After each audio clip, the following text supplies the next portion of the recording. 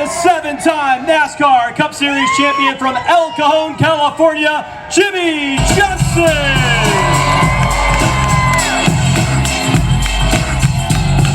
Fireworks.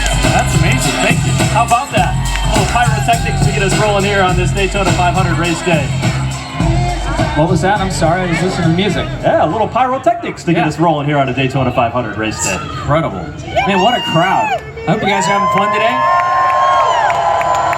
It's race day, sun's out. Is the beer cold? Yeah.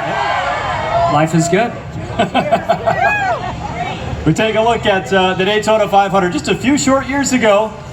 It seemed like it was going to be your last Daytona 500, possibly, but you're back, and we're great to have you here. Thank you. I appreciate it. It is so cool to be back. To have this opportunity to come back and drive some more. I really felt like 2023 was going to be a year of trying to run some IndyCar races, NASCAR races, sports car, maybe even go back to my off-road roots.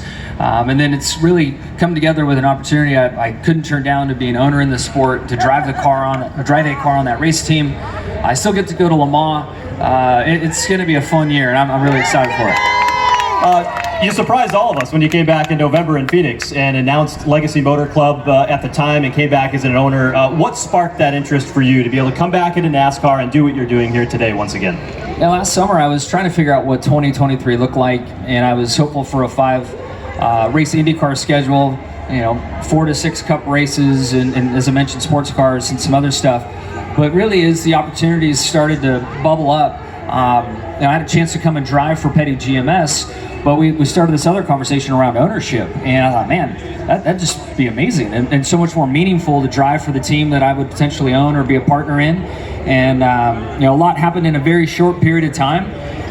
From November till now, it's amazing how fast the clock has turned over. We've had a lot to do as an organization, a lot of growing to do, and still plenty more to come. But it's been a very exciting off season, and I think the team is exhausted. We're ready to go racing and ready for the cadence of the season to kick in here and just go to the track and try to get trophies. You've done a nice job of that over your career for sure, with the success that you've had. And Friday, all of a sudden, we saw Jimmie Johnson at the top of the scoring pylon here in Daytona. Thank you. It did not take you long to figure out this new race car. Well, in that moment, things went well. We have 500 miles today, which would be tough, but that certainly was a great boost of confidence for myself and the team. And I was able to understand the bump draft or push draft to post that time. And that's something I wasn't sure I would have an opportunity to learn and practice. So I feel like I've got that kind of in my back pocket now, know how to use that. Spent some time with the 9 car working on it and the 47. And of course they're Chevrolets, and I'll be looking for other Chevrolets on track today to work with. So I think we're in a good spot. How different is the next gen car than what you ran in 2020 in your final season with NASCAR? Yeah, it's quite a bit different. I think here the rules packages, it is different. But when I drove the car in Phoenix 3 weeks ago, I was really surprised how different the car drove. It stops much better. The bigger wheel and tire assembly helps with the braking, but also just the reaction of the car. The sidewall profile is probably half of what it used to be. So the car is much more twitchy and pointy. And then once you get into a slide, the tires actually chatter across the road versus a nice long slide that I was so accustomed to. So it took a little while to figure out, and we'll have to get used to it. As an owner, you step in, and now you've got a couple of drivers that you've got to shepherd on your team in the form of Eric Jones and rookie Noah Gragson. Speak about their characteristics. What makes them special as they drive for now part of your team? They're special. They really are, especially Noah. No, they're great guys. They love to stand on the gas, and that's the thing you look for first. And we know what Eric Jones is capable of. He won last year for the company, which was just an amazing thing for the Petty family, the 43, and this Petty GMS race team. Noah came so close last year to winning the championship, won the most races in the Xfinity Series. He'll certainly have to adapt to these longer races in these cars, but having 2 guys that like to stand on the gas makes it easy. Car 48 was where you made your name in the legacy in NASCAR, but this weekend a little different. Car number 84. What came into deciding to choose that number? There are a couple of factors. Throughout my racing career, every championship I had in the lower divisions, I was either the number 4 or the number 8 that led to it. So when I was given the opportunity to pick a number at Hendrick, I chose 48 for that reason. And then now here I am. I was really hopeful that 44 would be the number for the car, but unfortunately it's not available this year. Clearly the Petty lineage with the 42, 43, 44 makes a ton of sense. And I think given the opportunity, I'd probably want to bring the 44 back in to carry on that legacy of the Petty numbers. But it didn't have that chance. And again, the 4 and the 8, I've won 83 races, looking for my 84th. It kind of all fell in place. In your time away from NASCAR, you haven't stayed away from the steering wheel. You've run here in the Rolex 24 at Daytona. You did some sports car racing. You alluded to the IndyCar racing that you've done. We're going to go racing on a street course in Chicago in July. Can't wait. And you've done that, and well, maybe not in IMSA, but certainly in IndyCar. How does that experience help you when you get behind the wheel in Chicago? I'm not sure how much it's going to help me, but I do know the experience that a road course or a street course offers, and how cool it is for the fans. The festival experience. I think a huge moment for NASCAR to go street racing and to what that can mean down the road. And I just want to be a part of it. If there's any way I can help the sport grow, I think that street racing is certainly an avenue to grow it. I just want to be there and experience it. Le Mans 2023, Garage 56, and NASCAR and Hendrick Motorsports. You've got an opportunity to race at another premier event this year. Talk about what's coming up with your opportunity to go run at Le Mans.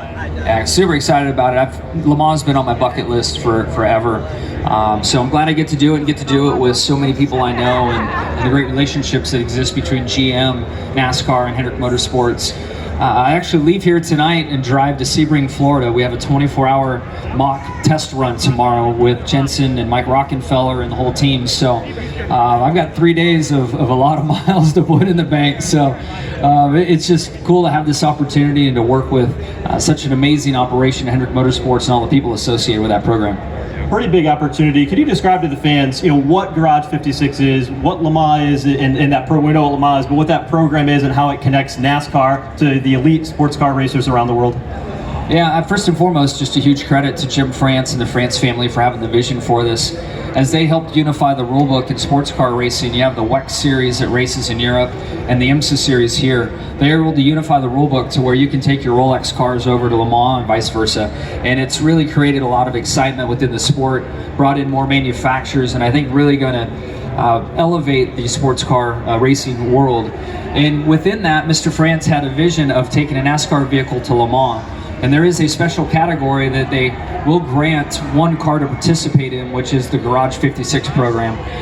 So Mr. France worked his magic, if you will, created the opportunity. Hendrick Motorsports started building the car, and we took an existing Cup car, put it on a diet, doubled its downforce, added some other modern amenities to it, and it's fast. It's a really cool car that we're going to take there in June. The race is June 10th and 11th. So we'll have 2 or 3 more test sessions, and then pack everything up and put it on a boat and ship it to Le Mans, France.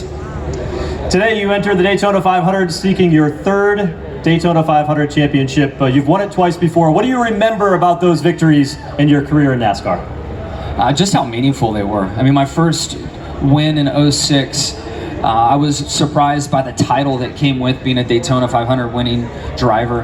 Everywhere I went, everything I was introduced for, I had that brand, I had that label on me, and it meant the world to me. So to come back and do it again, I guess in 2013, was so special because those moments go by so fast.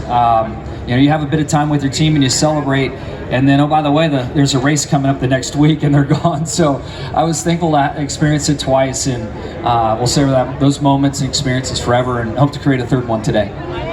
You'll start 39th today. It's going to be a deep run. I still don't know how I'm 39th, but should be 29th or something. Anyway, numbers, whatever. What's it going to take to get back up to the front of a very, very talented field? I honestly think that there'll be comers and goers all day long. Pit cycle, pitch strategy will play a huge role in that. Saw that in the duel I was in. Our pitch strategy didn't work out too well, and we never caught up in the first duel, the Chevrolet group. So I think it really boils down to being smart and being in the race at the end. And to steal a Dale Jr. quote, when we were teammates for so many years, I'd always ask him what his strategy was. And he said that coming through the finish line, he just wanted to be in the picture. Because if you're in the picture, you had a shot. And that's literally what I'm hoping for. I hope to be in the picture at the start-finish line when this thing's over. Jimmie Johnson, going for his third Daytona 500. Race fans, we're going to need a little bit of your help right now. Jimmy, you want to take a selfie I do. with all You these guys race wanna do a fans? selfie here? Make some noise. All right. Thank you. Oh, you guys had beers up and all. That's awesome. Have a great day. Thank you.